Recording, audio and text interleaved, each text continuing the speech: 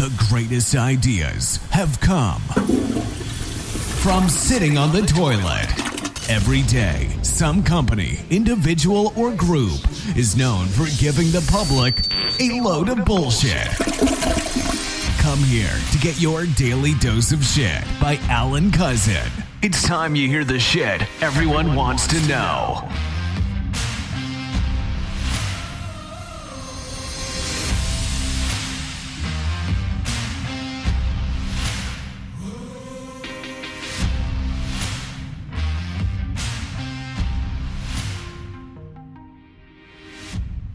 Hello there, this is Alan Cousin with your daily dose of shit. It's Thursday, September 26, 2024, and I must say it's actually not that bad here in Texas. It's like 89 degrees, which actually is a nice temperature for Texas. You never think about Texas. Everything's bigger and better in Texas, but they never tell you everything's hotter in Texas too. So it's not just bigger and better, it's always hotter as well, especially during the summer times. And even sometimes going towards fall, you're like, okay, it's fall, everything's going to be nice and cool. No, not in Texas. Texas is like, we're Texas. We don't have to listen to the weather. We don't have to do like everyone else. We're different. We're Texas. We want to be hot. We're going to be hot. And guess what? You're living in Texas. You should be able to deal with that. So, and that's how it is. So anyway. But it's nice, actually 89 degrees in Texas. I'm enjoying this today. I'm going to enjoy every day that it allows it to be under, 90 degrees or 100. But anyway, let's think about what is going on in America. I could say the world as well, but right now I'm just going to focus on America because basically America has a lot going on and they got to get their shit together, to be honest with you. So let's talk about good old America. I think right now we're going to focus on Mr. Sean Puffy Combs. We're going to focus on P-Diddy again. Yeah, because, I've noticed something about this situation with P-Diddy. He was doing well for himself, enjoying lavishly lifestyle. And next thing you know, all of a sudden now, he gets investigated by the FBI. And, they check his homes and then of course, nothing happens for about a week or two, and then next thing you know, they come back and they arrest him, and they finally say that he's going to have charges pending for racketeering and sex trafficking. And I thought about it, I was like, did he piss off? Like, let's just be honest with you. Let's just be honest, okay? Who did P Diddy piss off? Because you notice nothing was going on with him. He was just doing his thing, chilling and everything, and partying and spending money recklessly as always, and on his kids himself and everything. But then all of a sudden, just this thing pops up slowly, silently. Then all of a sudden, it comes up and then snatches him like a shark, basically. And I mean, now you got people at TMZ, you got Lance Bass talking about how P Diddy told Justin Timberlake to leave them fuckers and don't go on his own, and then you got Jennifer Lopez, now talking about her situation with his past and so forth, and then of course you got Ashton Kutcher now worried, and his wife is leaving him uh, because information about him at the P Diddy parties are popping up, like it's a whole Jeff Epstein thing again, except it's not a white thing, it's a black thing, And what gets me though is how it became so violently erupted. Because you got to think about it. It was like a silent predator at first, kind of, put his head out there, so you can know it existed. The next thing you know, it just came running like a damn shark, and next thing you know, it's like a tropical storm that became a category 4 hurricane all of a sudden. And I'll be honest with you, people don't think about situations of, when things come about, there are questions. There's 5 questions you're supposed to ask when something happens. Who, what, when, why, and how. But the most important question that you always ask is why. And that's true because, yeah, it's understandable to know who did it, when it happened, how it happened, what happened. But the thing is, you always want to know why. Why did it happen? And that's the thing that most people don't think about is why all of a sudden is P. Diddy being looked upon savagely, especially, and exclusively, especially in the media.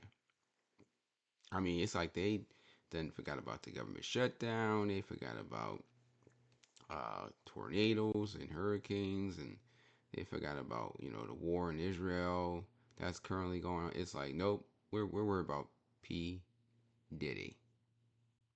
That's what we're worried about. Focus on P Diddy. That's it. So I'm like, who did P Diddy piss off so that now he is being ravaged, left, right, inside, out? Because I mean, a lot of people don't think about situations of the why does things happen situations. Like let's think about, Michael Jackson. A lot of people didn't know that Michael Jackson when he did This Is It concert, a lot of people was like, "Oh, This Is It concert. This is going to be the This Is It concert." They didn't understand what the tribulation of This Is It was. They didn't understand what the meaning behind that was. See, Michael Jackson was going to give up his entertainment career and he was talking to Sonny Bono, and Sonny Bono basically told Michael Jackson, "You got so much popularity, you can do so much for this world." And Michael Jackson says, "I wanted to. I really want to do something for the world. I want to change the world at a greater pace." And Sonny Bono said, "Well, why don't you go into politics? Why don't you become a senator and then later become president?" And Michael was like, at first he just was like, yeah, right, whatever. But then he started to think about it as Sonny Bono was explaining further and further about how politics work, especially because he had so much, you know, connections and visibility throughout the whole world. I mean, who didn't like Michael Jackson, right? And so Michael Jackson was like, this is very interesting. This could be possibly something I can consider. And Michael Jackson said, "Yeah, I think I'm going to do that. I think I'm going to go ahead and go into politics and I'm going to stop being an entertainer and I'm going to go ahead into politics and I'm going to try to change the world from a political view." Because let's think about it. Michael Jackson, every time he went on concerts, I mean, my God, the man needed an army, not bodyguards, an army whenever he landed and had to go to places because everybody loved Michael. I mean, Michael was like the thing. Michael, Michael, Michael. I mean, everybody, people would be crying because of how they love Michael so much. So, of course, nobody in the public knew about this situation, but people in the inner circle, some people in the inner circle knew about the situation of Michael going into politics. And so he said, "Yeah, I'm going to do that. I'm going into politics. I'm going to try to change things. I'm going to try to make things happen." And of course, he was getting submission to do that. Well, word came about that Michael Jackson was going to do this, and some people were not too thrilled about it because they knew that with the popularity of Michael Jackson and how he can easily talk to dictators in Iran and Israel and Jerusalem and Afghanistan, he could possibly make some major changes, and they were not going to want that to happen. And then, of course, as Michael Jackson did This Is It, and afterwards, then, of course, now he's okay, did my concert. Now I'm going to go ahead and get prepared for this political thing and start looking into the politics and, how to get my name on. And all of a sudden, mysteriously, now Michael Jackson died of an overdose. Mysteriously, right? Died of an overdose. Now, like I said, that's just me telling you inside information that maybe you didn't even know about. Not saying I know anything. Not saying I know exactly what happened, because as they said, the coroner, MD, said he died of an overdose. But at the same time, it just makes me very curious because it's interesting how it happened as he was about to think about, going into politics. which would have made a major play in the world today. And then, I mean, look at Bill Cosby. Bill Cosby was trying to buy NBC, because literally he had the opportunity, he had the capitalization, he had the investors and friends that he could do it. And he finally said, I'm going to purchase NBC as a whole so that basically I can change the way the tier brackets are for shows and movies and make it a better situation for minorities, which was, Latin Americans and blacks, so that they can have better opportunity on the, television screen as far as getting placements. And then all of a sudden, what happens? Bill Cosby is now being accused of, you know, raping women and, drugging them and so forth. And like I said, not saying that Bill Cosby might have didn't do that. I mean, I'm not personal friends with him. I don't know. Of course, a lot of people, when they're celebrities, do things they shouldn't do. So, not saying it hasn't happened or probably couldn't have happened, but just interesting enough, once again, how things happen when someone's about to do a major situation that could change things in the world. Just saying. So, and then of course, you just kind of wonder, well, this person was about to do this. Now all of a sudden this came up. So basically now this person can't do this. And like, I will be honest with you, P. Diddy, I know, was talking with several people, Ice Cube, as well as other members, in about trying to change the music industry. Because I don't know if you realize how the music industry works. The music industry is a situation where artists get very little percentage in royalties from their performances and the songs that they sing. A lot of times don't people don't realize, yeah, they're living the glam life because they get what they call an upfront capital from the entertainment company. So that, they're getting this upfront money. And then basically they gotta pay it back, of course. And, when that album comes out or that CD comes out, which of course now is basically on Spotify mostly. It's not like you have a CD or album, you know, but of course they used to have albums and CDs, and when they had that, they had a breakage clause. So, a percentage went towards if any albums broke or CDs broke. They had a producer cut, so the producers got their cut. They had a manager's cut, so the managers got their cut. They had executive producers cut, so they got their cut. Then, of course, there's a shipping cost cut, and that, because you're shipping out the records for distribution.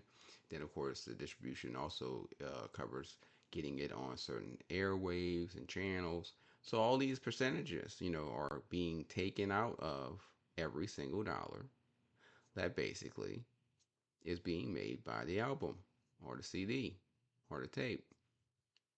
And normally in the end, you would get the artist getting about maybe 2 to 3%. Now, of course, 2 to 3% of 100,000 isn't that bad, or 2 to 3% of a million sales isn't that bad, but still, you don't realize that they're not getting as much as you think they're getting. Now, of course, if they wrote the song, wrote the music, and they're singing it, then they're getting a nice cut because basically they're getting the producer's cut, and they're getting the publisher's cut, and they're getting the performance as an entertainer cut. So yeah, that's a nice cut then. But otherwise, if they're just singing the song and they're not writing the music and writing the lyrics, then they're lucky to get 3 to 5%. And when they really get up there, like really up there, like I remember Whitney Houston, when she finally got topped out, she was making about 10 to 12% off each dollar. Like I said, still a lot of money when you're selling albums and everything and videos, and you're getting royalties off TV distribution and ads and so forth. So I'm not saying you're not making money. I'm just saying that a lot of people don't realize what goes into the entertainment business and don't realize the amount of money that's really being distributed and how it's being distributed. So long story short, P. Diddy was talking to Ice Cube and talking to Jay-Z and some others about changing the system and basically saying, look, we're making the content, we're making the product. Let's stop making the product. Let's stop